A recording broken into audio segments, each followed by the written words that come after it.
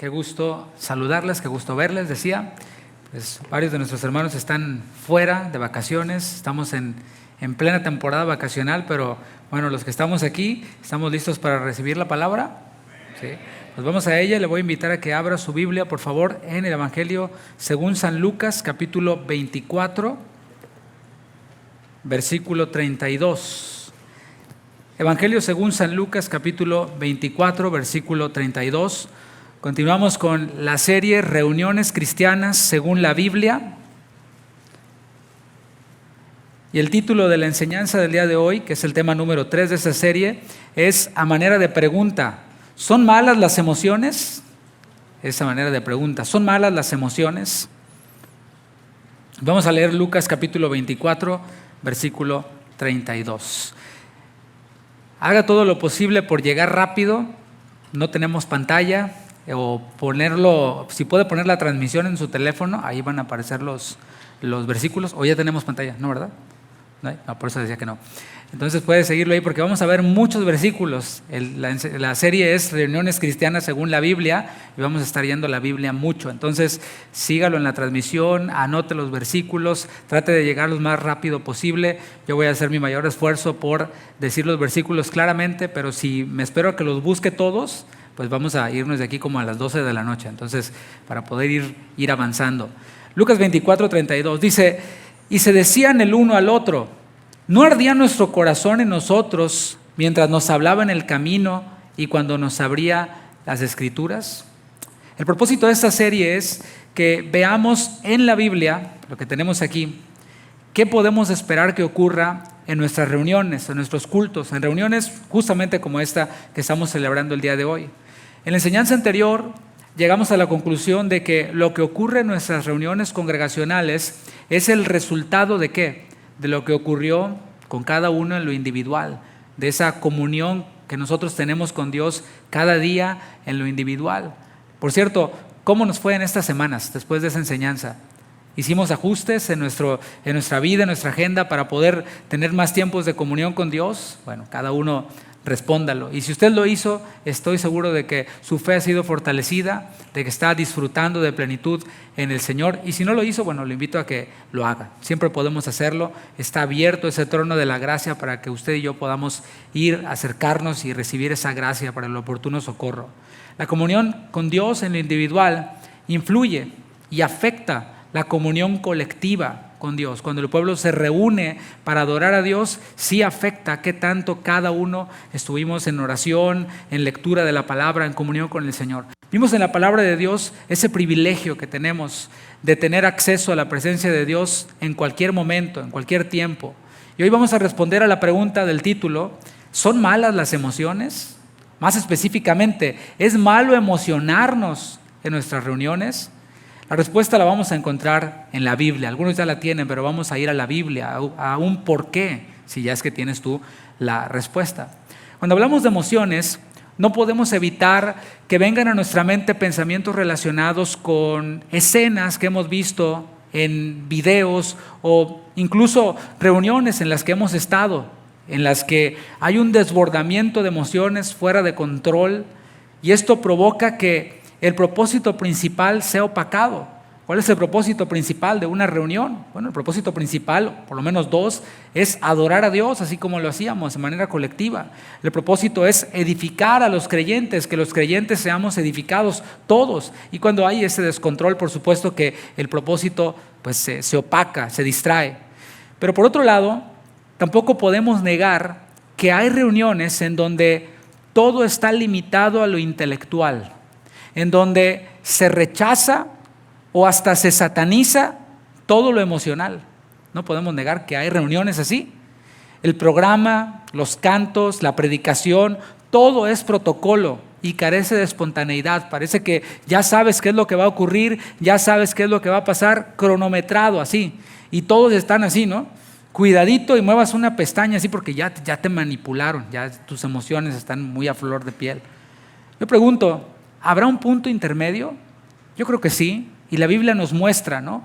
No caer en el la exageración en donde el propósito es opacado y no irse al extremo en donde no puede nadie hacer ningún sonido, hasta se oye si se cae un alfiler y todo está totalmente mecánico y programado. ¿Puede haber un punto intermedio? Creo que sí. Y antes de definir lo que son las emociones, es necesario establecer que el hombre es un ser tripartito. Vamos a ver qué es esto de tripartito. Esto quiere decir que está formado por lo menos por tres partes. Está el espíritu, está el alma y está el cuerpo. Por eso decimos que el hombre, el ser humano, es un ser tripartito. Y podemos ver esta división de las tres partes del hombre en la palabra de Dios. Primera carta a los Tesalonicenses, capítulo 5, versículo 23. Primera Tesalonicenses, capítulo 5, versículo 23. Puede anotarlo, si no cree que vaya a llegar rápido. Si cree que llega rápido, pues lléguele. Primera Tesalonicenses, capítulo 5, versículo 23. Y mientras usted lo encuentra, yo le recuerdo qué es lo que vamos a encontrar aquí. Aquí vamos a encontrar esta realidad de que el hombre es un ser tripartito, está dividido en tres partes: espíritu, alma y cuerpo. Así lo dice la palabra de Dios. Primera Tesalonicenses 5, 23. Dice el apóstol Pablo: y el mismo Dios de paz os santifique por completo. Ese es el tema: santificación, separación. Es una dedicación a Dios. El mismo Dios de paz os santifique por completo, y todo vuestro ser, y lo describe, espíritu, alma y cuerpo, sea guardado irreprensible para la venida de nuestro Señor Jesucristo. Veamos estas tres partes. Empecemos por el espíritu. ¿Qué es el espíritu? Espíritu con E minúscula. El espíritu en griego es la palabra neuma, de donde viene nuestra palabra neumático.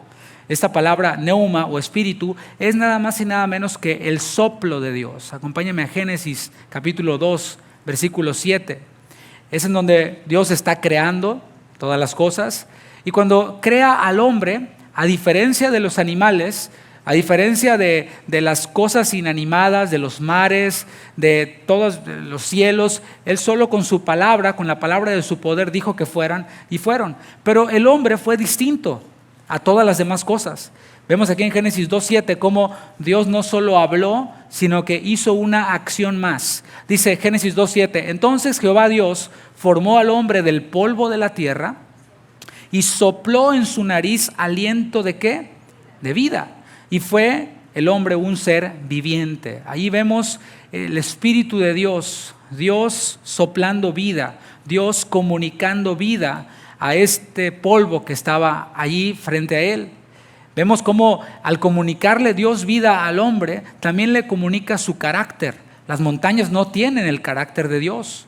Los animales no tienen el carácter de Dios, pero el hombre sí tiene el carácter de Dios en el sentido de esta conciencia, este sentido de la justicia, de la injusticia y muchas otras cosas más que nosotros tenemos a imagen y a semejanza de Dios. Este espíritu, eso que Dios sopló sobre el hombre, es inmortal, es decir, no muere.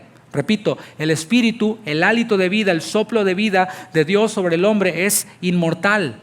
Y tú dices, a ver, ¿y los que creen en Cristo, cómo que son inmortales? Sí, los que creemos en Cristo, espiritualmente tenemos vida eterna, es lo que dice la palabra. Dijo Jesús: el que cree en mí tendrá vida eterna. Y los que no creen en Cristo también tienen un espíritu inmortal, solo que ese espíritu va a ser inmortal para muerte eterna. Esto es un sufrimiento eterno, es una separación eterna de Dios y un tormento eterno, pues que va a estar allí como una realidad. Ese espíritu entonces es eterno, unos para salvación y otros para condenación eterna. Ahora veamos el cuerpo. Voy a dejar el alma para el último porque tiene que ver con nuestro tema. Ahora el cuerpo, esta palabra cuerpo proviene de la palabra griega soma y se refiere al cuerpo pues como un todo, al cuerpo físico, al instrumento de la vida, tanto si es de un hombre viviente o el cuerpo de un muerto puede ser. Se utiliza también esa palabra, el cuerpo. Se utiliza de forma literal o de forma figurativa, como cuando utiliza el apóstol Pablo la analogía de la iglesia como el soma, como el cuerpo de Cristo, y de manera literal como el cuerpo físico que nosotros tenemos, la materia. Como podemos ver, la Biblia muestra una distinción entre cuerpo y espíritu. El cuerpo físico, ese sí va a morir. El cuerpo físico, este que nosotros tenemos, este que cuidamos alimentándonos saludablemente, este que cuidamos haciendo ejercicio, este que vestimos bien vestido, este cuerpo pues sí va a morir. Y eventualmente este cuerpo que nosotros tenemos va a ser transformado en un cuerpo de incorrupción. Es lo que muestra la palabra en la primera carta a los Corintios, capítulo 15, cuando habla acerca del tema y la doctrina de la resurrección. Nos habla de que este cuerpo, pues sí, se lo van a comer los gusanos, si es que nos entierran, va a quedar en polvito otra vez. Si te come un pez, pues ahí vas a quedar en el vientre del pez o lo que sea. Pero cuando venga el Señor, dice la palabra que nuestros cuerpos van a ser resucitados y transformados a uno mejor que este que nosotros tenemos. Un cuerpo de resurrección. ¿Le puedes dar un aplauso al Señor por eso? Por eso hay esperanza para nosotros. Por eso no nos preocupamos mucho si es que nos entierran o nos creman. A fin de cuentas, cuando el Señor vuelva y diga, hable su palabra, llame a los muertos en Cristo, que son los que van a resucitar primero, cuando los llame no va a haber ningún problema si fue cremado o si se lo comieron los gusanos o los leones o ya no quedó nada, los huesitos, no sé, se despulverizaron y volaron por todos lados. Para el Señor no es ningún problema. El Señor que dijo, sea la luz, ¿usted cree que no pueda decir, Panchito, levántate? Y el polvo que queda ahí se vuelve a formar y el Señor va a ser un cuerpo, decía, transformado, un cuerpo de incorrupción. En 2 Corintios capítulo 4, versículo 16, podemos ver esta realidad de nuestro cuerpo físico, el cual no va evolucionando, como algunos enseñan, de que el hombre evolucionó de ser un simio a ser un hombre. Muéstreme usted científicamente cuándo ha vuelto a ocurrir eso. Pues no, ¿verdad? Si fuera algo que fuera una realidad, pues ya hubiéramos visto muchos casos como esos, ¿no?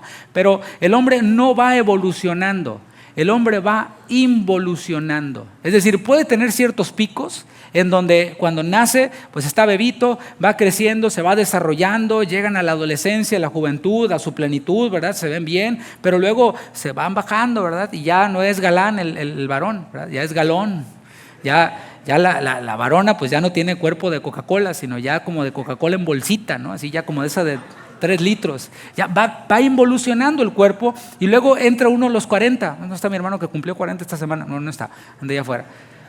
Pero llega uno a los 40 y llegas a la edad de los nuncas, ¿no? Y dices, uy, nunca me había dolido aquí y nunca me había dolido acá. Y ya te bajas, en la mañana te paras de la cama y habla la voz de la experiencia y ya vas caminando así, ¿no? Como te duele todo, ¿no? Pareces Robocop, ¿no? Pareces así como...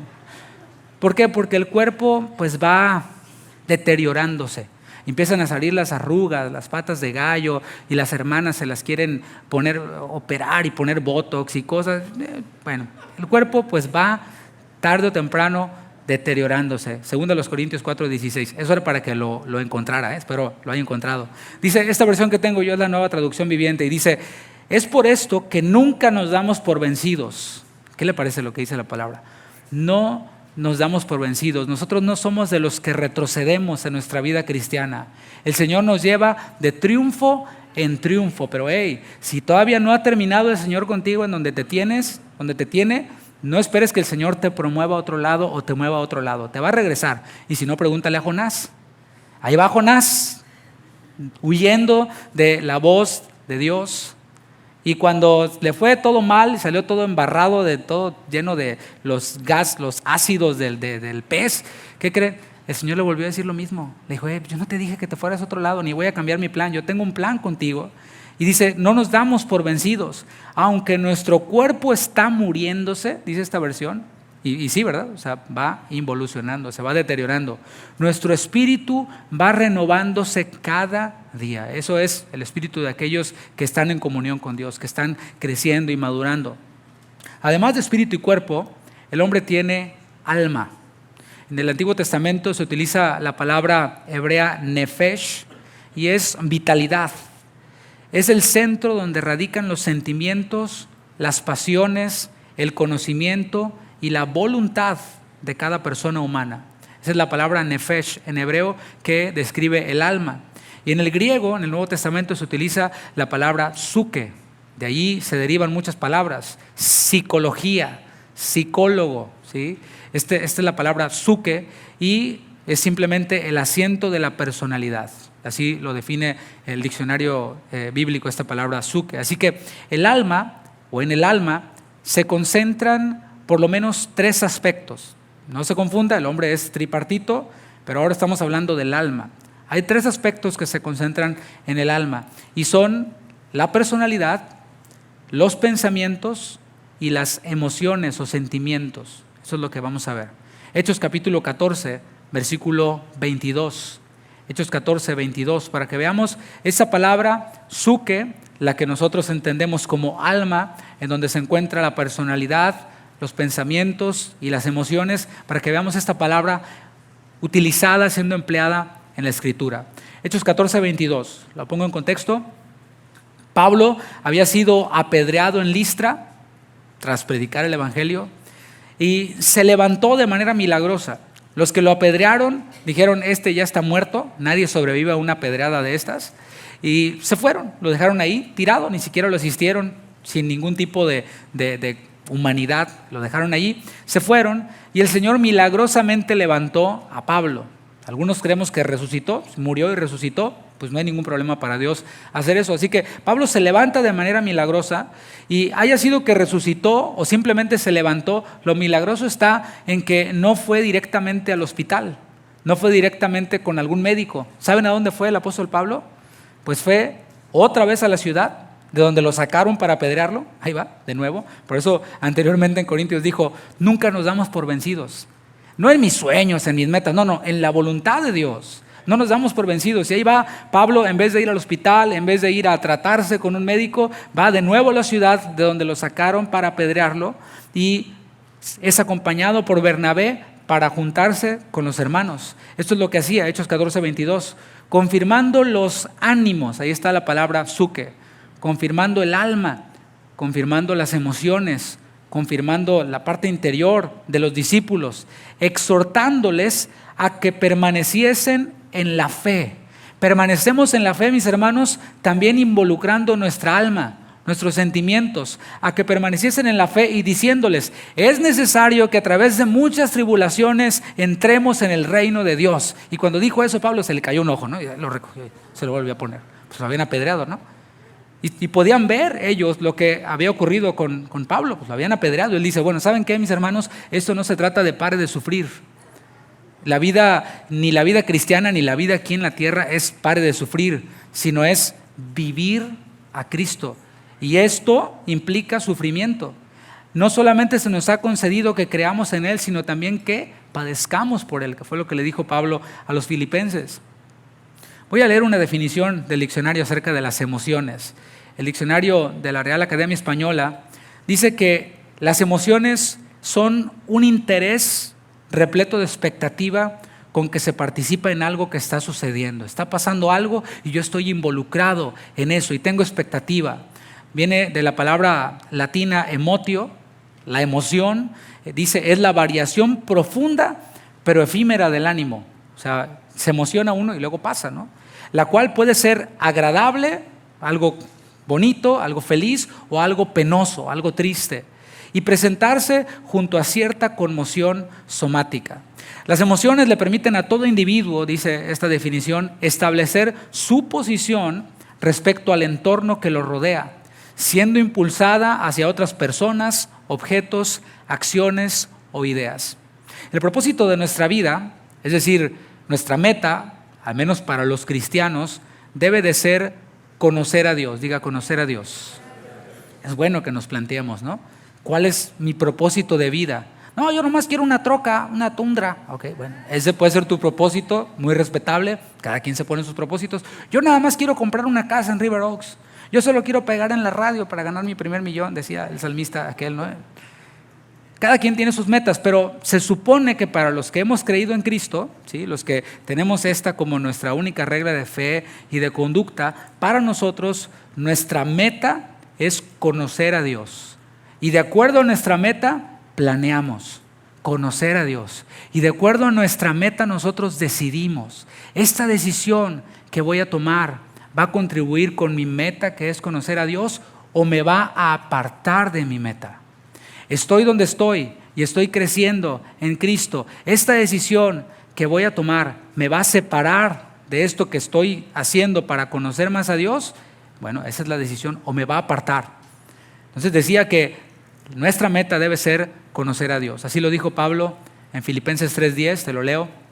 A fin de conocerle y el poder de su resurrección, decía Pablo, mi meta, mi fin es conocer al Señor y experimentar el poder de su resurrección y la participación de sus padecimientos, ahí está incluido, llegando a ser semejante a Él en su muerte. Esa era la meta de Pablo. Decía, si yo voy a morir, pues quiero morir sirviendo a Dios, no morir cumpliendo mis sueños, sino morir sirviendo a Dios, dándolo todo por Él, así como Él lo dio todo por mí. No hay ningún mérito en eso. Él puso su espíritu en nosotros y ese espíritu en nosotros nos impulsa, su amor nos empuja, nos constriñe ¿a qué? A hacer la voluntad de Dios. Y esto fue algo que definió también el profeta Jeremías. Es decir, Pablo, como conocedor de la ley, como conocedor de los profetas, de los salmos, citó al profeta Jeremías en Jeremías 9, versículo 24. Anota Jeremías capítulo 9, versículo 24, para que veamos esto de que la meta de todo creyente, de todo cristiano, es conocer a Dios. Jeremías 9, 24 dice, mas alábese esto en el que se hubiere de alabar. Antes de decir esto, Jeremías, en un versículo atrás, dijo, no se alabe el sabio en su sabiduría, ni el que tiene mucho conocimiento en su conocimiento, ni el valiente en su valentía. No. Lo único en lo que nosotros podemos gloriarnos o alabarnos o jactarnos es de que conocemos a Dios. Dice, en entenderme y conocerme. Ahora yo pregunto, ¿quién pudiera decir que ya le entiende por completo? ¿Quién pudiera decir que ya le conoce por completo? Al menos alguien que tenga los pies en esta tierra y que tenga todos sus sentidos funcionando. ¿Quién pudiera decir esto? No hay nadie que pueda decir, yo conozco a Dios en toda su dimensión. El día que eso ocurra, Dios deja de ser Dios. Así que eso es algo imposible. Nadie puede decir que entiende y que conoce a Dios. Sin embargo, tú y yo no debemos de desistir de ello, de esto que es conocerle cada día. Sigo leyendo, que yo soy Jehová. ¿Qué he de conocer de Dios? Pues que Él es Dios, que Él es el único Dios, que Él es el creador de todas las cosas, que yo soy Jehová, que hago misericordia, es decir, que el Señor pasa por alto los pecados de algunos, que el Señor no nos da lo que merecemos, porque si Él nos diera lo que merecemos, así nos anda yendo, ¿verdad? Sino que Él extiende su misericordia, y el mismo Jeremías dice que sus misericordias son nuevas cada mañana, grande es su fidelidad, que hago misericordia, pero también hago juicio. O sea, no te aproveches de la misericordia de Dios. Dios, sí, estoy haciendo esto y no ha pasado nada. Dios es misericordioso, pues le seguimos. No te aproveches de la misericordia de Dios, porque el Señor también hace juicio y hace justicia en la tierra. O sea, el Señor va a hacer juicio y va a hacer justicia en la eternidad, pero también en la tierra está haciendo juicio y está haciendo justicia. Y muchas naciones están padeciendo, incluyendo esta, por haber dejado a Dios. ¿Y qué creen? Están recibiendo justicia de parte de Dios. Están recibiendo un juicio de parte de Dios, pero ahí no termina todo. El Señor tiene todavía más. Así que Él hace misericordia, juicio y justicia en la tierra, porque estas cosas quiero, dice Jehová. Es conocer a Dios y conocer su soberanía, que Él hace como Él quiere en los cielos y en la tierra. ¿Alguien dice amén? Ahora, den un aplauso al Señor.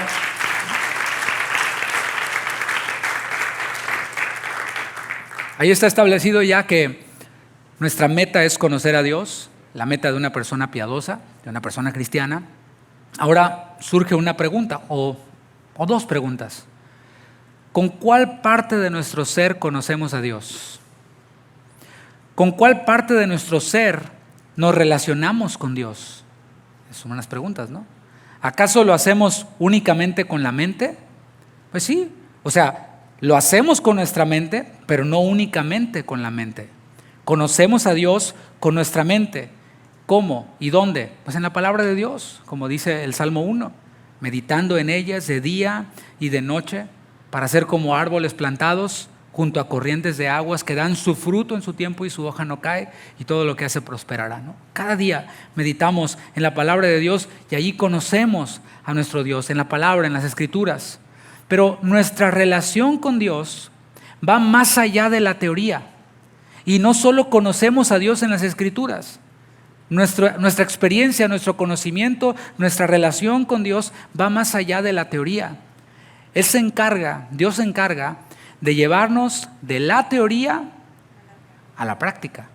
Y cuanto más nosotros conocemos de la palabra en el área intelectual, más responsables nos hacemos de dar respuestas a eso que conocemos. Lo dije despacito para que se entienda, ¿sí? Cuanto más conocemos de Dios y de su palabra, no, esto yo sé, esto y esto y esto y esto, y he escuchado, no me he perdido, no he faltado ni un solo domingo a Casa de Oración Houston desde hace 5 años que se fundó. Todas las he escuchado, todas las series, todo, gloria a Dios, tienes mucho conocimiento teórico en la palabra. Y eso es bueno, pero también nos hace más responsables. Dice la palabra que el que sabe hacer lo bueno y no lo hace, le es pecado. O sea, Dios no nos va a preguntar cuando le demos cuentas a Dios, Dios no nos va a preguntar cuántas predicaciones escuchamos, cuántos libros leímos, a cuántos congresos asistimos. Dios no nos va a preguntar eso. Dios nos va a preguntar cuánto de lo que oíste, hiciste. Porque yo propicié las oportunidades para que tú aplicaras ese conocimiento intelectual. Pero, pues dijiste, paso, ¿sí? El Señor te movió el tapete y te dijo, tírate. Y tú, no, Señor, si no me tienes todo listo y todo cuadrado, no me aviento. Porque yo soy una persona muy lista. Más lista que tú, Señor. ¿Sí? Algunos tienen la osadía de pensar así. Así que nosotros somos llevados de la teoría a la práctica. Le conocemos, por ejemplo, como Jehová Rafa. Es uno de los nombres de Dios. Jehová Rafa es Dios como nuestro sanador. En esta serie que terminamos los días viernes, conocimos al Señor como sanador. Jehová Rafa. Y aprendemos el nombre. A ver, diga Jehová Rafa. ¿Sí? Ya está hablando hebreo. ¿Qué tal? Qué revelación, ¿no? Y apantalles a todos, yo hablo hebreo. Jehová Rafa. Es mi sanador. Ahí está la teoría. Pero ¿cuándo conocemos a Jehová Rafa realmente? Fuera de la teoría. Cuando nos enfermamos. Y dices, no, así que chiste. Está bien bonita la teoría, pastor. Sonaba Rafa, aleluya. Pero el Señor nos dice, ok, soy Jehová Rafa, ahora Dios permite la enfermedad. ¿Para qué? Para que en la experiencia le conozcamos como sanador. No hay otra forma de conocerlo. Le conocemos como Jehová Jireh. Diga Jehová Jireh. Ahí está. Seguimos con la lección de hebreo, ¿no? ¿Qué es Jehová Jireh? ¿Qué significa Jireh? Mi proveedor. Varios lo saben, qué bueno. Bueno, ¿cuándo conocemos a Jehová Jireh? Fuera del papel, fuera de la teoría. Cuando estamos en necesidad económica. Ahí en la necesidad económica conocemos a ese Dios que provee. Realmente. Cuando la cuenta está en ceros, y no solo está en ceros, está en negativos. Y cuando nuestros propios recursos se han terminado, cuando nuestra propia capacidad está limitada, porque lo está. Es entonces cuando decimos, Señor, sería buena idea que haga a un lado mis recursos, porque cada que meto mi cuchara la riego, ¿sí? Sería bueno que deje a un lado mis recursos y que deje que tú obres en mi vida. Eso es lo que Jesús describió, bienaventurados los contritos, los que están inhabilitados por sí mismos o que tienen algún tipo de recurso, pero dicen, mi recurso es insuficiente, lo hacen a un lado y dicen, Señor, ahora quiero conocerte como Jehová Jireh, como mi proveedor. ¿Y qué cree? El Señor es fiel, el Señor responde, el Señor no nos desampara.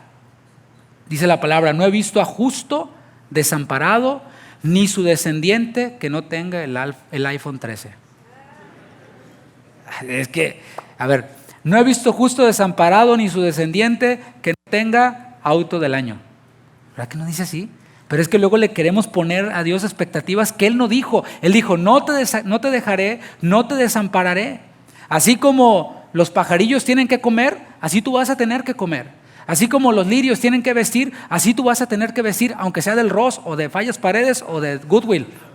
Pero vas a tener que vestir. El tema es de que nosotros queremos grandeza y queremos estar al nivel económico de otras personas que no conocen a Dios. Es lo que hizo Asaf. Dijo, pues yo me agüité. Bueno, esa es la versión David habla hoy. Porque veía cómo los impíos eran prosperados y les iba bien y viajaban que a Londres y que a Nueva York y que aquí, que allá y ropa de Gucci, de Louis Vuitton. Y miren, los ricos no utilizan esas marcas. Y si las utilizan ni se ve el logo, pero ya andamos con el logote aquí que dice Gucci, ¿no? Así del tamaño de mi panza, así enorme, ¿no? Para que vean. ¿De qué estaba hablando? De que el Señor provee. Y Él provee nuestras necesidades, no nuestras necedades. Y es en la experiencia cuando nosotros conocemos a Dios, nuestro proveedor, cuando de forma inexplicable provee para nuestras necesidades. Ojalá que no seamos de los que dicen, no, Señor, así yo no quiero. Dios está proveyendo, Dios está mandando la respuesta, pero a veces decimos, no, así no quería yo, Señor. Déjame le busco yo por mi lado. ¿Sí? Dios mismo nos manda a amarlo. Fíjate, es un mandamiento. Dios manda a sus discípulos, a sus hijos, a amarlo. ¿Por qué? Porque Él nos ha dado la capacidad de amarle. Un incrédulo no puede amar a Dios a menos de que se arrepienta de sus pecados. El mandamiento para un incrédulo es arrepiéntete. Pero el mandamiento para aquel que se ha arrepentido y que ha creído en Cristo es ámame. Y el Señor nos da la capacidad de hacerlo porque Romanos 5:5 dice que el amor de Dios ha sido derramado en nuestros corazones. Así que ya tenemos nuestra cuenta, la cuenta de amor está al tope. Tiene lo suficiente y lo necesario para darle a Dios ese amor que Él nos ha dado. Le amamos porque Él nos amó primero a nosotros. Y Él nos invita, cuando nos manda a amarlo, nos invita a amarlo con todo. Diga con todo. Con todo nuestro ser. Amar a Dios involucra todo. Marcos capítulo 12, versículo 30, que es en donde se encuentra este mandamiento de amar a Dios con todo el corazón. Luego de que un intérprete de la ley le dijera, Señor, ¿cuál es el mandamiento más grande de todos? Y el Señor le dice ¿no? La Shema Israel, Adonai Echad, Adonai Eloheinu. Sí, o sea, le dice este mandamiento de amarás al Señor con todo tu corazón. Ese es el mandamiento. Amarás al Señor tu Dios con todo tu corazón y con toda tu alma y con toda tu mente y con todas tus fuerzas. ¿Te fijas? Ahí está todo. Está el alma, está el corazón y hace estas subdivisiones de la mente, que está también en la parte del alma, en la mente. Dice, y con todas tus fuerzas. Las fuerzas, ¿con qué se ejecutan? Pues con el cuerpo, ¿no? Con las manos, con los pies.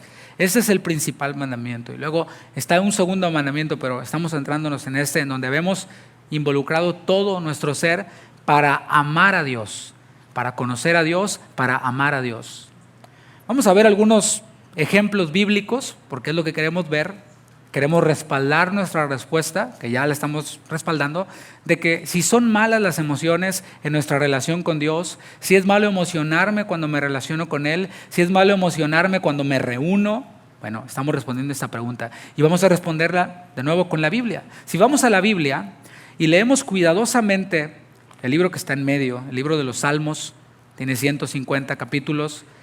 Si vamos ahí y creemos que el libro de los Salmos fue inspirado por Dios. ¿Usted lo cree?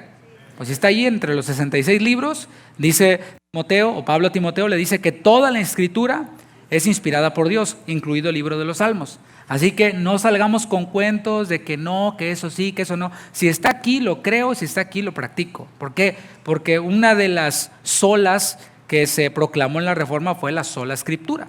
Así que seamos escriturales, seamos bíblicos. Si leemos los Salmos y lo hacemos con disposición, nos vamos a dar cuenta que ahí hay muchas emociones expresadas. Por ejemplo, vemos la reverencia en el Salmo 8. Vemos la vergüenza en el Salmo 44. Vemos el miedo en el Salmo 56, versículo 3. Vemos la pena en el Salmo 6. Vemos cólera, enojo en el Salmo 5. Vemos duda en el Salmo 14. Vemos amor en el Salmo 18. Y eso solo por mencionar algunas de las emociones que están aquí descritas en la palabra de Dios. En la Biblia podemos ver que cuando los hombres tenían encuentros con Dios, eran transformados. Acompáñame a Isaías capítulo 6. Estoy diciendo que cuando los hombres que están aquí en las Escrituras tenían un encuentro con el único Dios verdadero, eran transformados, pero hay algo que queremos notar, y es que también sus emociones eran tocadas. O sea, eran transformados, pero sus emociones también eran tocadas. Incluso sus cuerpos eran movidos y reaccionaban ante este encuentro con Dios, con el Dios Santo. Isaías capítulo 6, versículo 1. Vamos a leer varios versículos ahí en Isaías, así que son buenas noticias. Isaías 6, 1 hasta el 5. Dice así la palabra de Dios: en el año que murió el rey Usías, estaba escribiendo Isaías, y Usías era primo de Isaías, vi yo al Señor. O sea, esto es real, Isaías tuvo una visión del Señor. En la visión, dice, vi yo al Señor, estaba el Señor sentado sobre un trono alto y sublime, y sus faldas, sus vestiduras, llenaban el templo. Por encima de él había serafines, cada uno tenía 6 alas, con 2 cubrían sus rostros, con 2 cubrían sus pies, y con 2 volaban. Y el uno al otro daba voces, diciendo, estos son los querubines, decían, santo, santo, santo. Y esto no es que Dios sea 3 veces santo, es que Dios es infinitamente santo. Eso es lo que utilizan los hebreos para enfatizar algo. O sea, no lo subrayan, no le ponen highlight o algún tipo de letra especial, sino que simplemente lo repiten 3 veces. Santo, santo, santo, Jehová de los ejércitos, toda la tierra está llena de su gloria. Dice Isaías, y los quiciales de las puertas se estremecieron con la voz del que clamaba, y la casa se llenó de humo. El humo representa la presencia de Dios, ¿sí? O sea, él sabía que ese humo estaba manifestando que Dios estaba presente en ese lugar. Versículo 5. Entonces dije, ay de mí que soy muerto, porque siendo hombre inmundo de labios y habitando en medio de pueblo que tiene labios inmundos, han visto mis ojos al Rey Jehová de los ejércitos. Es que tener un encuentro con Dios tiene que transformarnos. Antes, si lees Isaías en los primeros capítulos, es más, un capítulo atrás, vamos a ver cómo Isaías se la pasaba diciendo, ay de los que se levantan de mañana para seguir la embriaguez, borrachos. Capítulo 5, versículo 8. Luego en el 18 dice, ay de los que traen la iniquidad con cuerdas de vanidad, vanidosos, orgullosos. En el versículo 22 dice, ay de los que son valientes para beber vino y hombres fuertes para mezclar bebida, los que hacen sus micheladas y sus palomas y todo eso. Los que justifican al impío mediante cohecho y al justo quitan su derecho. Es lo que decía. Ay, o sea, ese ay es de dolor, ¿no? Pobres de ellos. Pero ahora cuando Isaías ve a Dios en toda su santidad, fíjate cómo se enfatiza ese atributo de su santidad. Cuando Isaías ve a Dios en todo su resplandor y tiene un encuentro con la santidad de Dios, ¿qué vio Isaías? Pudo ver no a los que se embriagan, no a los valientes, no a los tranzas injustos. Se ve a sí mismo y dice, ay de mí que soy muerto, o sea, apesto, soy inmundo, es lo que decía Isaías.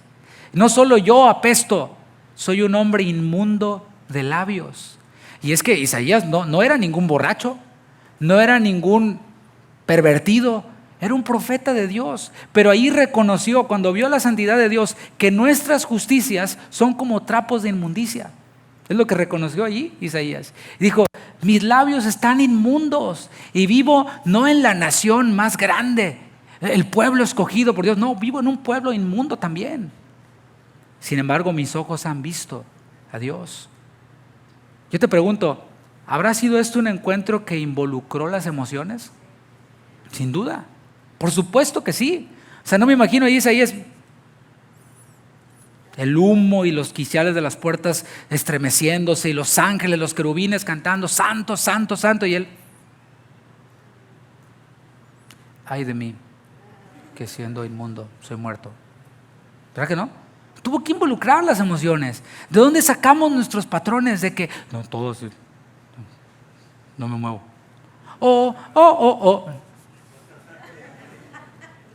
Algunos mueven una ceja, ¿no? Que sea. Y vamos a levantar las manos y vamos a postrarnos. Ok. Sería bueno tener un encuentro con Dios, ¿no? Porque tener un encuentro con Dios tiene que transformarnos. Hubo otro profeta, Daniel. Vamos a Daniel capítulo 8. El cual también tuvo un encuentro con Dios. Y veamos cómo fue este encuentro de Daniel con su Dios, con su Salvador. Dice Daniel 8, versículo 15.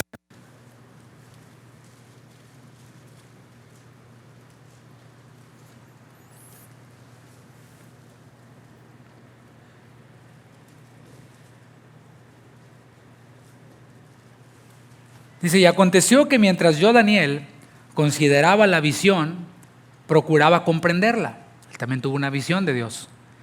He aquí, se puso delante de mí uno con apariencia de hombre. ¿Quién creen que era? Versículo 18. Mientras él hablaba conmigo, caí dormido en tierra sobre mi rostro, y él me tocó y me hizo estar en pie. Ahora vamos al capítulo 10. También de Daniel, versículo 7. Daniel 10, versículo 7. Y solo yo, Daniel, vi aquella visión. Y no la vieron los hombres que estaban conmigo, sino que se apoderó de ellos un gran temor. Acuérdate que en el alma, en las emociones, está también el temor. Y huyeron y se escondieron. Ahí hay emociones involucradas, ¿no? Quedé pues yo solo y vi esta gran visión y no quedó fuerza en mí. ¿Qué huele? El cuerpo ahora se está involucrando también, ¿no? Antes mi fuerza se cambió en desfallecimiento y no tuve vigor alguno, pero oí el sonido de sus palabras y al oír el sonido de sus palabras caí sobre mi rostro en un profundo sueño con mi rostro en tierra. Podemos ver cómo no solo la mente de Daniel fue tocada. O sea, él decía, traté de comprender la visión. O sea, la ardilla adentro estaba tratando de trabajar, ¿no? De comprender qué es lo que estaba pasando. Traté de comprenderla. No solo su mente estaba involucrada ahí, sino que también sus emociones. Hubo temor. También su cuerpo reaccionó ante la presencia de Dios. Y es que, ¿quién puede estar de pie ante el Señor? Cuando llegaron a arrestar al Señor Jesús, cayeron. Sus cuerpos no pudieron soportar estar ante la presencia de Dios manifestado en carne. Vamos a otro ejemplo, Hechos capítulo 7, versículo 31. Estamos viendo en las Escrituras personas que tuvieron encuentros con Dios y en esos encuentros vemos involucradas las emociones e incluso vemos cuerpos reaccionando ante este encuentro real con Dios. Hechos capítulo 7, aquí está hablando Esteban, el primer mártir de la iglesia. Esteban, uno que comenzó atendiendo a las viudas, fue uno de los diáconos, de los primeros servidores que se eligieron en la iglesia para esta tarea de servir a las viudas. Pero no se quedó allí. Él estaba dispuesto a dar su vida, no solo sirviendo a las viudas, sino predicando la palabra. Y el Señor sigue demandando de nosotros eso, ¿no? Dame, hijo mío, tu corazón, dame todo tu ser, sigue diciendo el Señor. Y él entregó su vida al Señor, ahora está dando este último sermón antes de dar su vida, antes de morir. Y él, antes de ser apedreado, menciona a Moisés aquí en su sermón. Menciona, el encuentro de Dios o de Moisés con Dios en la zarza. Y aquí vamos a ver cómo no solo sus emociones, las emociones de Moisés fueron tocadas. También el cuerpo de Moisés reaccionó ante la presencia de Dios. Dice Hechos 7:31. Entonces Moisés, mirando, se maravilló de la visión y acercándose para observar, vino a él la voz del Señor. Yo soy el Dios de tus padres, el Dios de Abraham, el Dios de Isaac y el Dios de Jacob. Y Moisés, temblando, no se atrevía a mirar. Dice el texto en el versículo 31 que Moisés se maravilló. Esa es la palabra griega taumazo, que significa asombrarse. O sea, el asombro es una emoción. significa quedar estupefacto. ¿Alguna vez has estado así de, que hasta te paralizas? No tengo palabras, ¿no? Estás así, estás en shock. Eso es lo que significa esta palabra taumazo, se maravilló. Pero también dice en el versículo 32 que Moisés tembló. Esta es la palabra entromos, que significa estar temblando pero por temor, temblando de miedo, por decirlo así. Es la misma palabra que se utilizó en Hechos capítulo 16, cuando Pablo y Silas alababan a Dios en la prisión, las cadenas se abren, las prisiones se abren. Entonces el carcelero, cuando ve las puertas abiertas, después de escuchar el terremoto que hubo, dice, no, estos ya se me fueron, ya se me pelaron. Y entonces dice la palabra que el carcelero estaba temblando. ¿Por qué? Porque que a un carcelero se le fueran los que estaban presos, le iba a costar la vida. Y no iba a ser la inyección letal, para nada. Así que el carcelero dice, es mejor morir yo en mis propias manos que ser torturado por mis superiores. Así que toma la espada temblando y se va a suicidar. Entonces es donde Pablo le dice detente, le predica el evangelio, etc. Pero esa es la misma palabra, tembloroso, de miedo, ante un evento que te lleva al shock. Jesús, ¿qué podemos decir de él? ¿Jesús se habrá emocionado? ¿Habrán registros en las Escrituras en donde veamos a Jesús emocionándose? Lucas capítulo 10, versículo 21.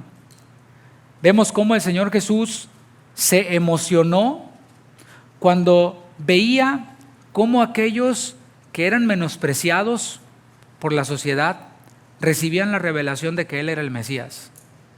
Él quedaba maravillado, se emocionaba. Lucas 10, versículo 21. Lo leo en la Nueva Traducción Viviente.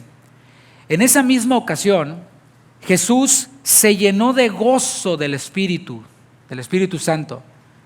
En la versión tuya dice, se regocijó en el Espíritu. Dice, se llenó de gozo en el Espíritu Santo. Y dijo, oh Padre, Señor del cielo y de la tierra, gracias por esconder estas cosas de los que se creen sabios e inteligentes. Y gracias por revelárselas a los que son niños. Sí, Padre, te agradó hacerlo de esa manera. Yo creo que sí fue la oración de Jesús. No fue, oh Padre, Señor del cielo y de la tierra, gracias por esconder estas cosas de los que creen sabios e inteligentes. No, dice que se regocijó en el Espíritu, dando gracias de que el Señor había revelado sus misterios a los niños. Ahora, ¿qué podemos decir de los discípulos de Jesús? Bueno, para los discípulos no era nada nuevo involucrar sus emociones en su relación con Cristo. Cuando ellos recibían la palabra, para ellos pues, no era nada extraño manifestar emociones cuando tenían comunión con Él. Cuando ya Jesús había sido sepultado, resucitado, les apareció a sus discípulos en camino a Emaús, pero ellos iban tan metidos en su rollo que no pudieron darse cuenta que era Jesús quien caminaba con ellos. Pero en un punto le reconocieron y ellos recordaron cómo era su relación con Jesús. Lucas capítulo 24, versículo 32, es el versículo que tomamos como base, que leímos al principio. Y aquí están los discípulos, tú y yo, dice la palabra de Dios, que somos discípulos también si hemos creído en Cristo. Y aquí vemos cómo los discípulos se relacionaban con Jesús, cómo reaccionaban ellos cuando recibían la palabra, cómo era su actitud cuando ellos recibían la palabra. Dice Lucas 24, 32, y se decían el uno al otro, ¿no ardía nuestro corazón en nosotros mientras nos hablaba en el camino y cuando nos abría las Escrituras? Dice la frase, ¿no ardía nuestro corazón en nosotros? ¿De qué te habla eso? O sea, no solo era la parte intelectual, porque estaban siendo expuestos a las Escrituras. Es más, en ellos mismos no había la capacidad para entender. Y muchas cosas no las entendieron después cuando vino el Espíritu Santo sobre ellos. Sin embargo, su interior se regocijaba, ardía, era algo que se estaba quemando, y yo espero que así estés tú, que así sea tu reacción mientras que tú estás escuchando la palabra de Dios, que tu corazón esté ardiendo y todo esto, con todo lo que esto implica. Veamos también el caso del apóstol Juan. Al final de sus días ya el apóstol Juan se encontraba en la isla de Patmos cuando tuvo una visión en el Espíritu y vio al Señor. Veamos cómo reaccionó. Apocalipsis capítulo 1, es el último libro en tu Biblia. Apocalipsis capítulo 1, en el versículo 17. Y ahí vemos la reacción del apóstol Juan al tener un encuentro con el Señor. Y vamos a ver y juzguemos nosotros, juzga tú, si se habrá involucrado no solo la mente, sino también las emociones y el cuerpo, todo su ser. Dice Apocalipsis 1:17, cuando le vi, dice Juan, caí como muerto a sus pies. Y él puso su diestra sobre mí, diciéndome, no temas, yo soy el primero y el último. O sea, ¿has visto personas que se desmayan de la impresión? ¿O alguna vez tú te has desmayado ante un shock, un evento que te deja así, te saca de onda, ¿no? Sí, bueno, es lo que estamos viendo. Él estaba temeroso y de esa impresión y ese temor, esa emoción llamada temor, él cayó. Pero el Señor le dijo, no temas, yo soy el primero y el último.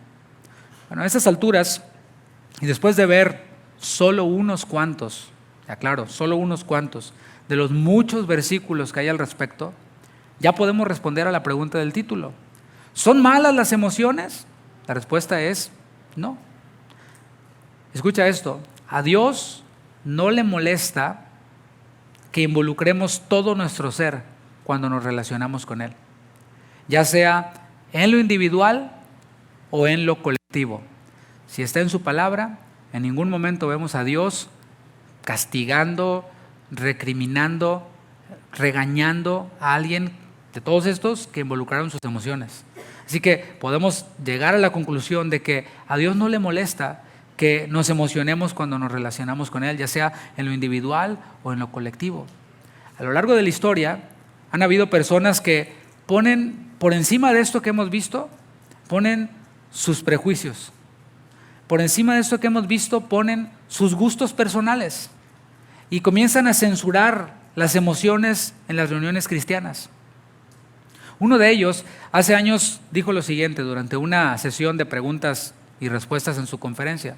Voy a leer algo de lo que dijo esta persona, este pastor que es de los que restringen las emociones. Dice, la adoración está directamente relacionada con el entendimiento. Mientras más elevada es tu teología, tu adoración se hace más elevada. Es lo que dice este autor. Bueno, en parte es cierto. O sea, nosotros adoramos lo que conocemos. Es lo que le dijo Jesús a la samaritana. Pero no es toda la verdad. Porque cuando nosotros vemos la práctica, cuando nosotros vemos la realidad, nos damos cuenta de que en donde hay muchos sabios y entendidos, las reuniones son frías.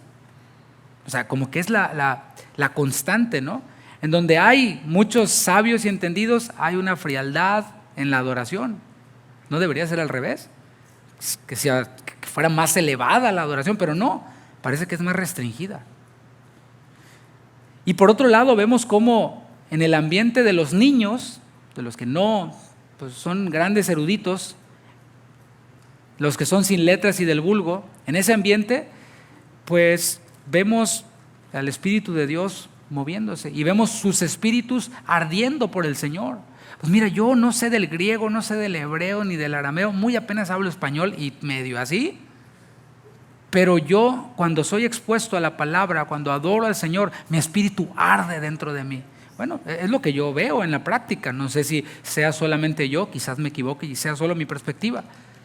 No podemos negar que en ciertos lugares hay una histeria inconsciente y emocional, como le llama ese autor. Nadie está negando eso. Nadie está diciendo, no existe eso. No, sí existe, es una realidad. En muchos lugares lo que hay es una histeria colectiva. Sin embargo, eso no quiere decir que vamos a suprimir por completo las emociones. No, porque están claramente incluidas en la Biblia como un elemento de nuestra adoración, como un elemento de nuestra comunión con Dios. Tampoco vamos a negar que es necesario el estudio de la palabra, el conocimiento de Dios, la preparación teológica. Nadie está negando eso tampoco.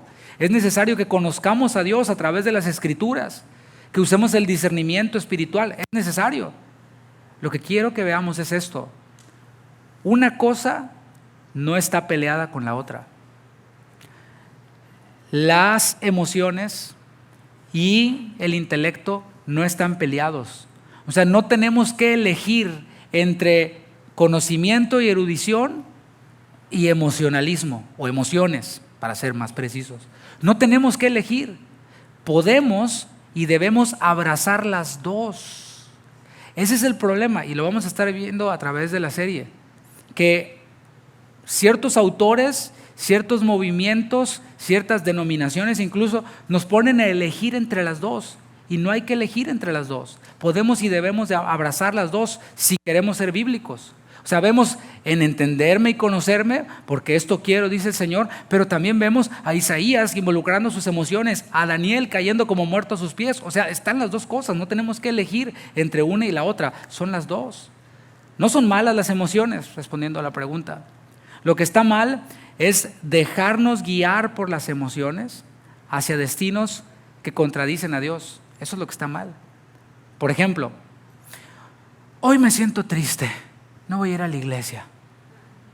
O sea, y siempre en la iglesia, pero no decimos así para ir al trabajo, porque con todo y tristeza voy, si no, no me pagan, ¿sí? Si no me acabo mis vacaciones.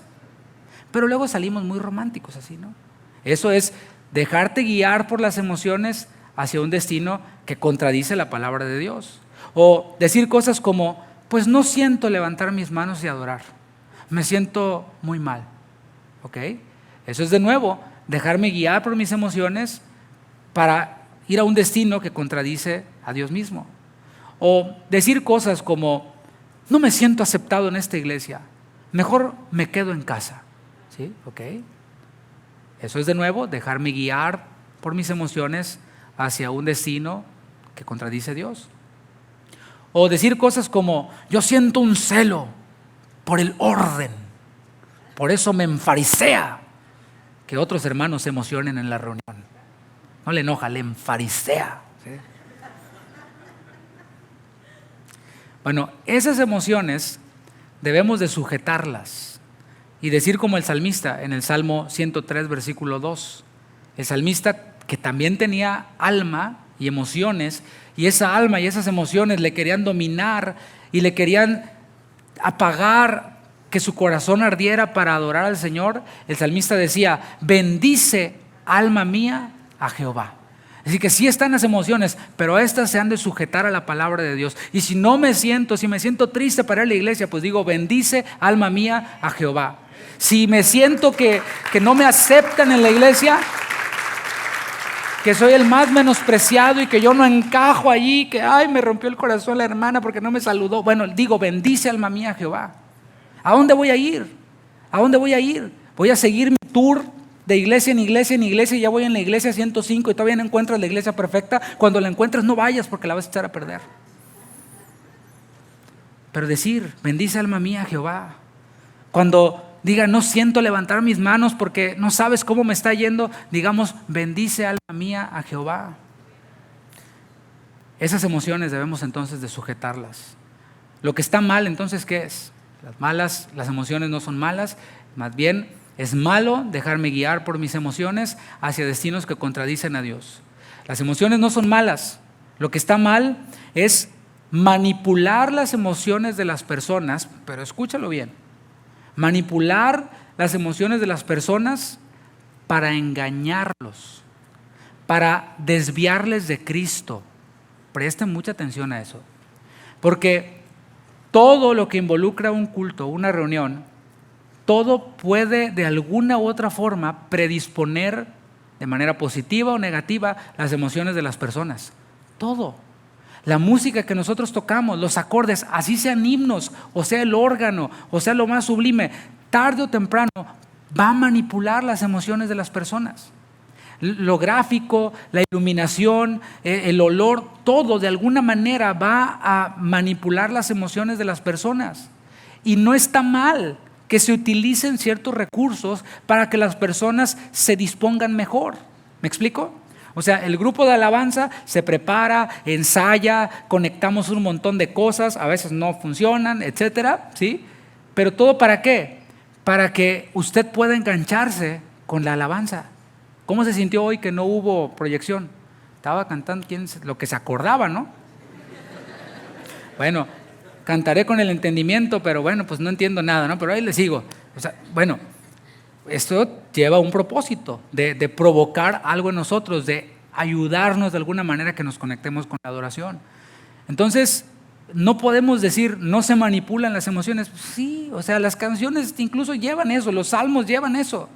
¿No decía el salmista? Decía, como el ciervo brama por las corrientes de las aguas. Cálmate, no te emociones mucho, brother. No, así clama, oh Dios, por ti el alma mía. No, tranquilo, no te me pongas muy pentecostal, ¿sí? Tranquilo. No, lo vemos allí. Entonces, ¿qué es lo que está mal? Repito, lo que está mal es manipular las emociones para engañar a las personas. Lo que está mal es manipular las emociones para desviar a las personas de Cristo y llevarlos hacia otras cosas. Y allí conocen los ejemplos, ¿sí? Y incluso la manera en la que exponemos la palabra de Dios, la manera en la que nosotros hablamos, todo lo que yo estoy, mis manos, cómo las muevo, todo eso lleva un propósito de que usted entienda, de que usted se enganche, ¿sí? Está bien, de alguna manera es una herramienta de homilética que te lo enseñan en el Instituto Bíblico, ¿sí? Pero lo que está mal es utilizar todo eso para manipular a las personas y desviarlos de Cristo. Y ahí tienes el predicador que dice, oh hermanos, estuve orando toda la noche. Ya se empieza a predisponer. Dices, no, pues yo muy apenas oré por los alimentos. Sí oré por los alimentos, no me acuerdo, pero no, este brother sí es toda la noche, imagínate. 5 minutos y me quedo dormido como los discípulos, ¿no? Es 1 hora, toda la noche, no, qué barbaridad. Entonces ya con eso ya te predispone. Y hermanos, el Señor me mostró que hay un pastor por allá en la sierra de Oaxaca, hermanos, ¿sí? Y ya con ese tonito ya varios se enganchan, ¿no? Y el pobre, hermanos, no tiene donde lo entierren. ¿Por qué no le levantamos una ofrenda, hermanos, y le damos una sepultura digna de un ministro de Cristo? Yo era de esos también, hermano. Yo también andaba en ese rollo. Ahorita ya varios estaban empezando a pasar. Eso es lo que está mal. Y peor aún, no era para el pastor de Oaxaca, ese ni existió, ese era para la bolsa del evangelisto, ¿sí? Eso es lo que está mal. El manipular las emociones de las personas para engañarlos. Decía el apóstol Pablo de los falsos profetas, los que con suaves palabras y lisonjas les dicen lo que quieren oír. Hay otras maneras de manipular a las personas, diciéndoles lo que quieren oír. Tú eres un campeón. Aleluya, sí que lo soy, ¿no? Aunque ande en adulterio, vea pornografía, soy campeón. No necesito arrepentirme de eso, soy campeón. I can do all things, ¿verdad? Eso es lo que está mal. Fíjate lo que dice Romanos 16, versículo 17. Esta es la traducción lenguaje actual, esta versión que tengo aquí. Romanos 16, versículo 17. Pablo hablándoles a sus hermanos romanos ya en el cierre de esta epístola y les dice, queridos hermanos, o sea, después de tocar temas teológicos tan profundos, después de hablarles de los dones del Espíritu, después de hablarles acerca de la sujeción a la autoridad y muchos otros temas, ya en el cierre les dice, queridos hermanos, les ruego que se fijen en los que causan pleitos en la iglesia. Ellos están en contra de todo lo que a ustedes se les ha enseñado. Ahí tenemos un problema, ¿eh? Apártense de esa gente, es lo que dice la palabra. Y sigue vigente y está inspirada por Dios. Así que, bueno, aprovechamos para hacer esa aplicación, ¿no? Apártate de la gente que siempre anda causando pleitos en la iglesia. ¿Para qué? Para que se avergüence y se arrepienta. Es lo que dice la palabra. ¿Por qué? Versículo 18. Porque no sirven a Cristo nuestro Señor, sino que buscan su propio bien, su propio beneficio. Hablan a la gente con palabras bonitas, lisonjeras, pero son unos mentirosos y engañan a los que no entienden. Iba a decir la palabra que utiliza en el original, pero usted se imaginará, ¿no? Engañan a los que no entienden. Es lo que hacen, con suaves palabras, apelando a las emociones, apelando, sí hermano, yo sí te comprendo. El pastor ni te llama, ni te va a llamar, pero yo te comprendo, hermanita. Sí, ay, sí. No son malas las emociones. Lo que está mal es el emocionalismo desbordado que distrae la atención de los que están reunidos. Pongamos atención en eso también. Lo que está mal es el emocionalismo desbordado, escandaloso, que termina distrayendo la atención de los que están reunidos. O sea, pero no solo el emocionalismo distrae la atención. Hay otras cosas, otros factores que pueden distraer la atención en la palabra o en la adoración, ¿sí o no? O sea, a lo mejor es una iglesia en donde todos oran para adentro, cantan para adentro, aplauden en su espíritu, quién sabe cómo, ¿no? Danzan, pues en algún videojuego, no sé, ¿verdad? En alguna realidad virtual, qué sé yo. Pero cuando llega el tiempo de la palabra, no apagan el celular y les está sonando el celular. Y distraen, ¿sí? O sea, distraen, no el predicador, créame, yo he aprendido, me he ido entrenando en no distraerme cuando estoy predicando con cosas que ocurren, con ruidos que puedan haber, o gente que se para como 500 veces al baño. Digo, Señor, sana a mi hermano, por favor. Toda diarrea en el nombre de Jesús, ¿no? Pero a veces ya es por maña. Si allá en el baño tienen su meeting, ¿a poco cree que no me entero? Ya le pusieron un sofá, quieren un Starbucks también, una cafetera, ahí los hermanos. Digo yo, pues si vienen a la iglesia a escuchar la palabra y se la pasan allá en el baño o afuera, pues ¿para qué venías, no? Pero bueno, el punto es que hay cosas que distraen la reunión.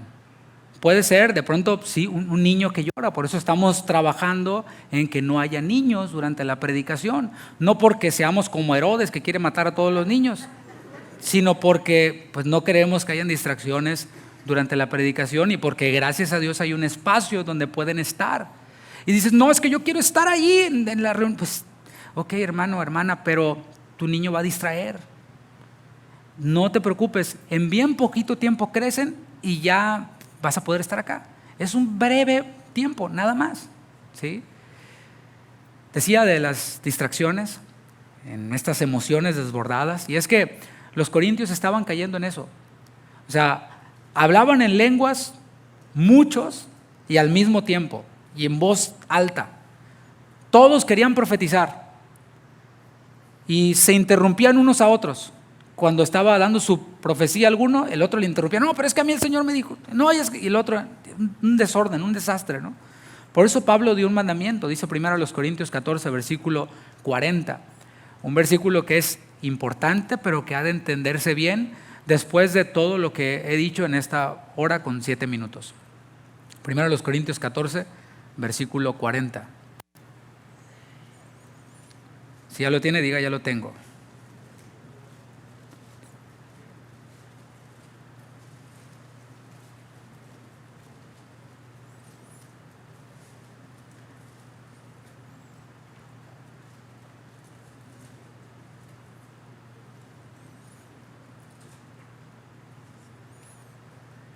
Dice, pero hágase todo decentemente y con orden.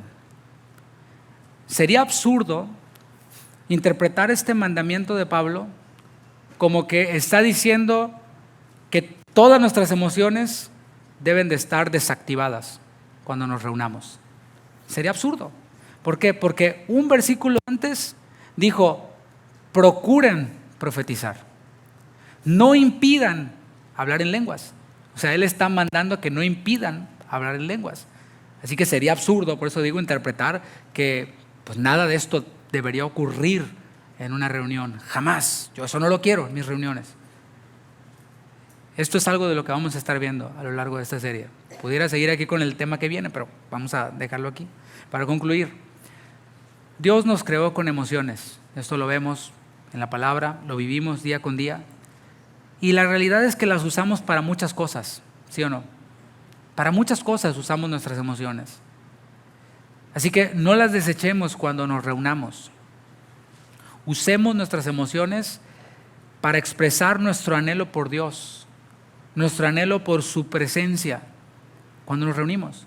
El Salmo 84, versículo 2. Termino leyendo ese salmo mientras pasa el grupo de alabanza. Dice el Salmo 84, versículo 2, anhela mi alma, mis emociones, la parte interna, anhela mi alma y aún ardientemente desea los atrios de Jehová.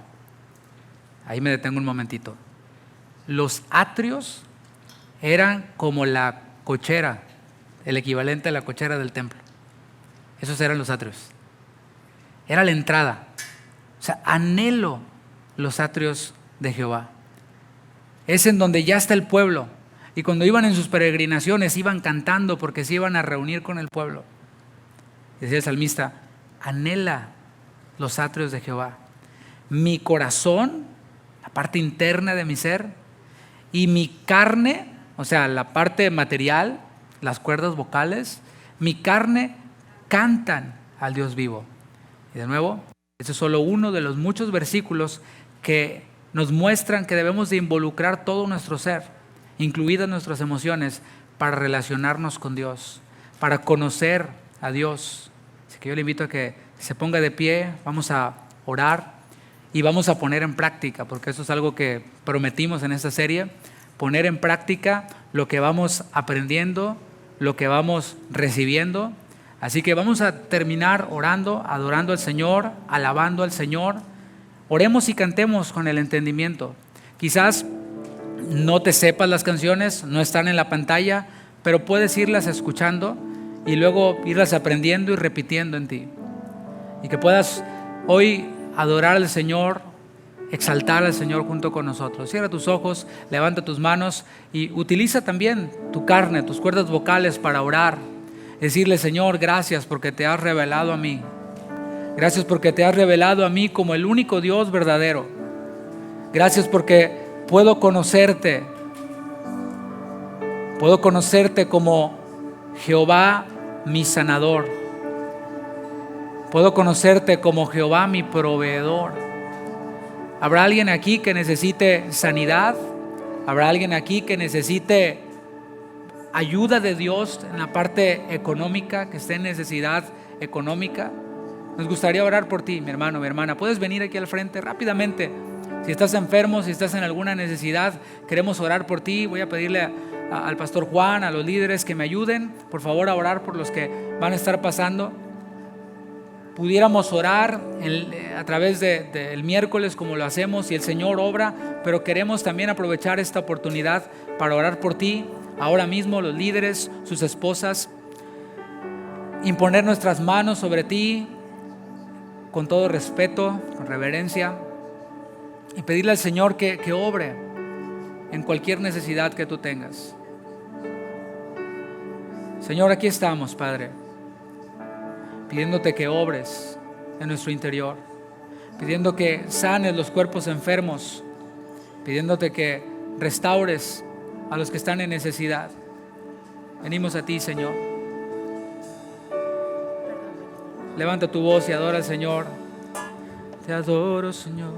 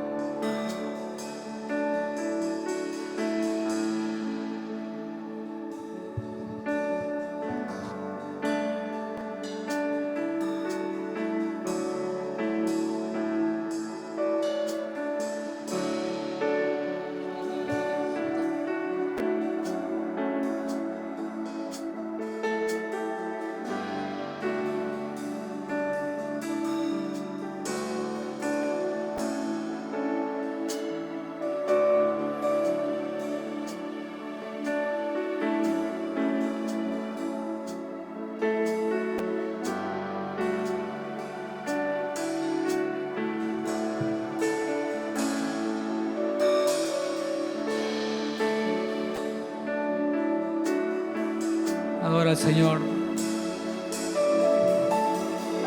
Gracias, Señor, porque somos bienaventurados al poder entrar a tu presencia. Solo por Jesús.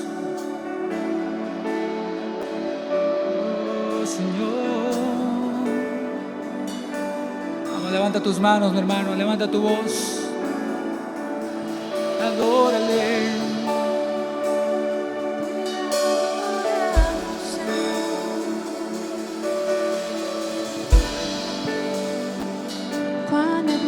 es tu presencia, Dios.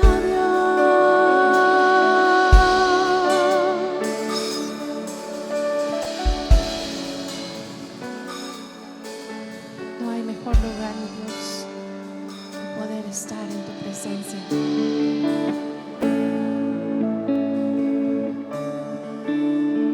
Cuán amable es tu morada, oh Dios, Dios de los ejércitos. Tenelo, Jesús. Mi alma anhela estar cerca de ti. Mi corazón te quiere servir. Cuán amable es tu morada, oh Dios, Dios de los ejércitos.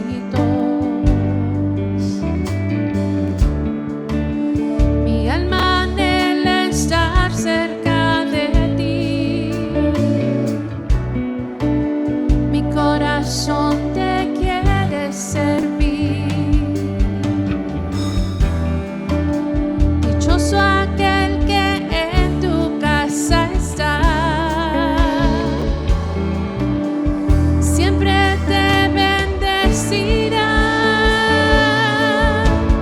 Bienaventurado aquel que en ti está su fuerza,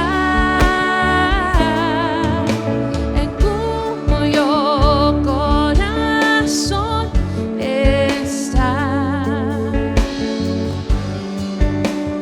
Todos tus caminos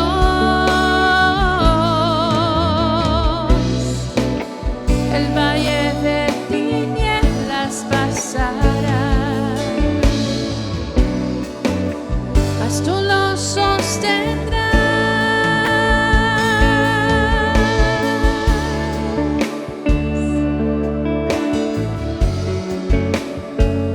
Descanso en ti, Señor.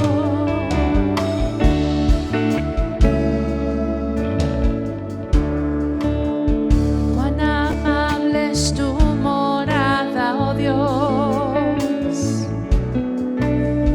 Dios de los ejércitos. Mi alma anhela estar cerca de ti. Mi corazón te quiere servir. Preciosa es tu presencia, Señor. Cuán amable es tu morada, oh Dios, Dios de los ejércitos. Mi alma anhela estar cerca de ti. Mi corazón te quiere servir. Dichoso aquel que en tu casa está. Siempre te bendecirá. Bienaventurado aquel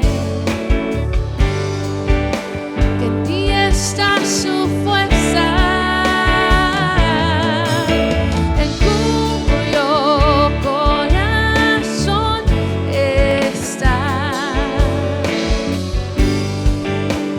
Todos tus caminos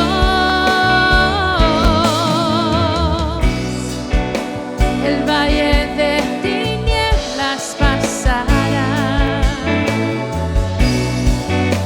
mas tú lo sostendrás. Bienaventurado aquel que en ti está su fuerza, en cuyo corazón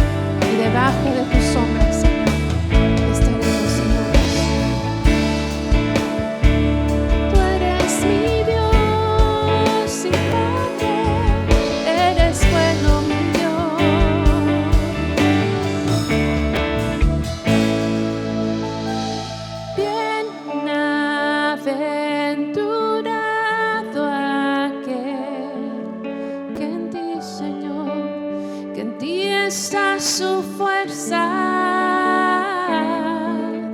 en cuyo corazón está. Todos tus caminos,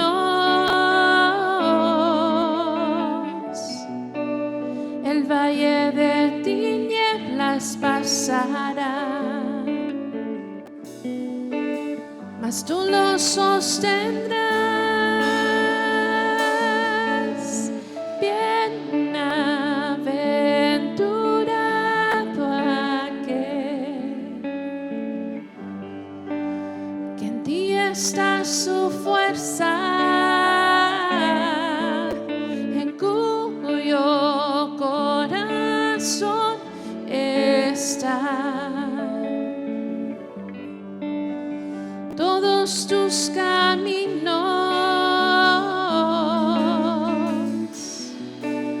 el valle de tinieblas pasará, mas tú lo sostendrás.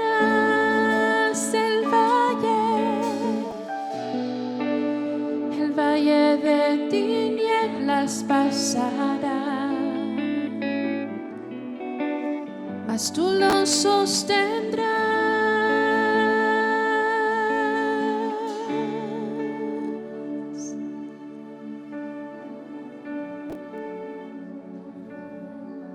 Gracias, Señor.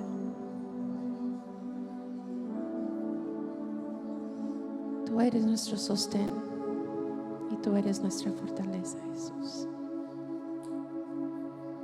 Venimos ante ti, Señor, clamando como el ciervo brama por las corrientes de las aguas. Así clama por ti, oh Dios, el alma mía. Tú estás conmigo, Señor. Levanta tus manos.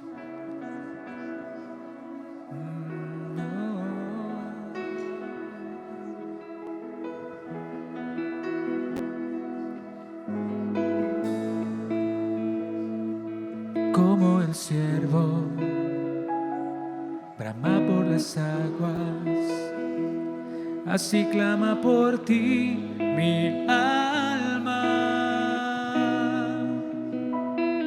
Mi alma tiene sed, sed del Dios vivo. Cuando me presentaré ante Dios, como el ciervo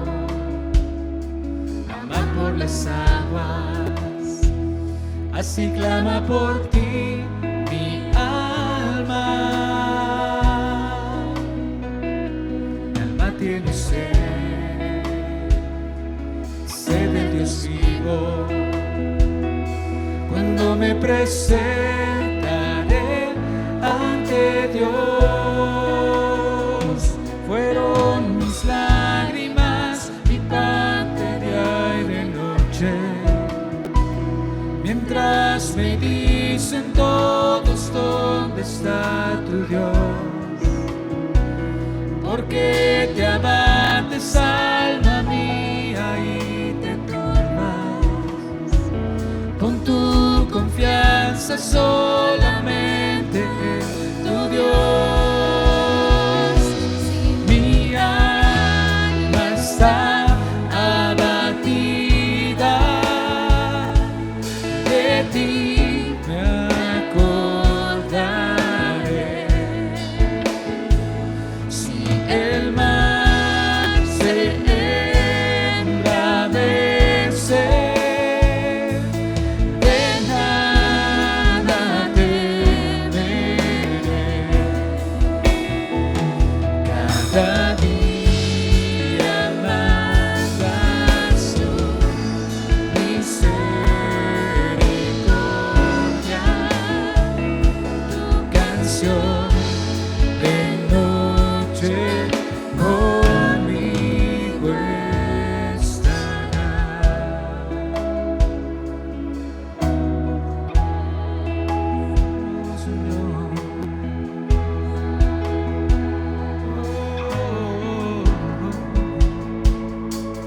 Como el ciervo brama por las aguas, así clama por ti mi alma. Mi alma tiene sed, mi alma tiene sed, sed del Dios vivo. Cuando me presentaré ante Dios una vez más como el siervo, brama por las aguas, así clama por ti mi alma. Mi alma tiene sed, sed de Dios vivo. Cuando me presentaré ante Dios, fueron mis lágrimas mi pan de día y de noche, mientras me dicen todos dónde está tu Dios, porque te abates alma mía y te turbas. Pon tu confianza solamente en tu Dios. Mi alma está abatida,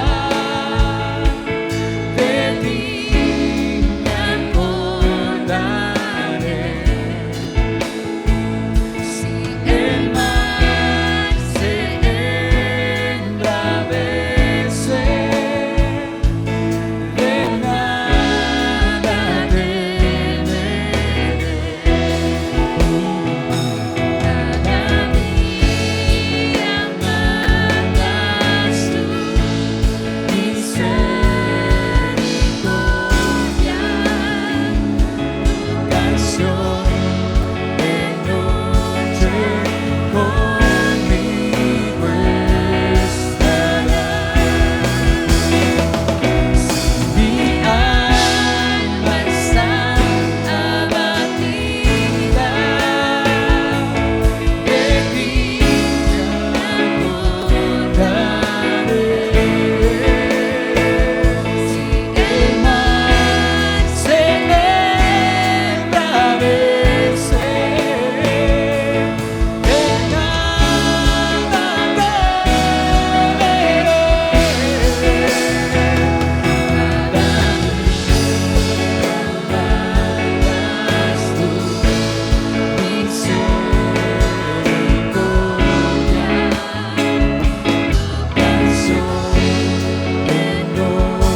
Mandas tú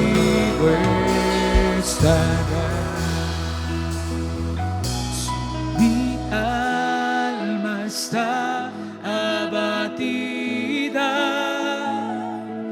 de ti me acordaré. Si el mar se embravece, de nada temeré. Cada día mandas tú misericordia, tu canción de noche conmigo es. Cada día mandas, cada día mandas tú misericordia, tu canción de noche conmigo estará. Gracias, Señor, porque mandas tu misericordia, tu canción para animarnos, para consolarnos, para que nuestra alma, Señor, se regocije en ti en medio de cualquier aflicción. Tú estás con nosotros, Señor.